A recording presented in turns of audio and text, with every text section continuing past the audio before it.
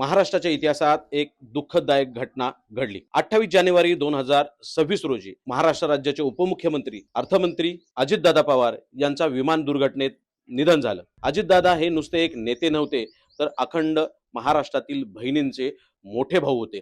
ज्यामध्ये 21 ते 65 वर्षीय महिलांना दरमहा 1500 रुपये म्हणजे 1,500 रुपये दिले जातात। परंतु हे 1,500 रुपये देत असताना ज्या राज्याचं अर्थकारण आहे त्याच्यामध्ये दरवर्षी 43 ते 46 हजार कोटींचा तो उलाढाल होतीये, ते पैसे खर्च होत आहेत। त्यामुळे राज्याच्या तिजोरीवरती फार मोठ्या प्रमाणात भार येतोय। अजितदादांच्या या योजनेची सुरुवात 2024 मध्ये सत्ता प्रस्थापित करण्यासाठी करण्यात आली होती। त्यानंतर त्यांनी या योजनेसाठी जवळपास 26,000 कोटी रुपयांची तरतूद केली आणि ही योजना चालू केली। निवडणुकीच्या तोंडावरती योजना चालू केली होती। ज्यांनी ज्यांनी फॉर्म भरले त्या जवळजवळ सगळ्यांनाच, म्हणजे कोणालाही नाकार नाही अशी ती योजना करण्यात आली। परंतु राज्यातील कर्ज वाढत आहे।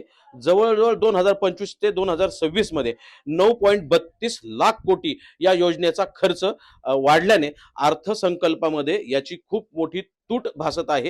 ही तूट भरून काढणं या किंवा नवीन प्रशासनाला जमेल का याच्यावरती ही लाडकी बहीण योजना अवलंबून आहे। या राज्यातल्या ज्या भगिनी आहेत ह्या माऊलींच्या चेहऱ्यावरती या योजनेमुळे नक्की हसू येत आहे। त्यांच्या दैनंदिन रोजच्या गरजांना त्यांची मदत होतीये। हे जरी खरं होत असलं तरी ही योजना राबवताना राज्यातल्या अनेक योजना असतील, ह्या योजनांमध्ये म्हणजे जे विकास कामं असतील त्या विकास कामाला तशी थोडी गती कमी झालेली जरी असली, त्याचबरोबर वाढते कर आहेत, म्हणजे दारूवरचे कर असतील किंवा जे अदर जे कर आहेत त्या करांवरती मोठ्या प्रमाणात वाढ होत चाललेली आहे। या वाढीमुळे लोक त्यांचीही नाराजी उद्भवतीये।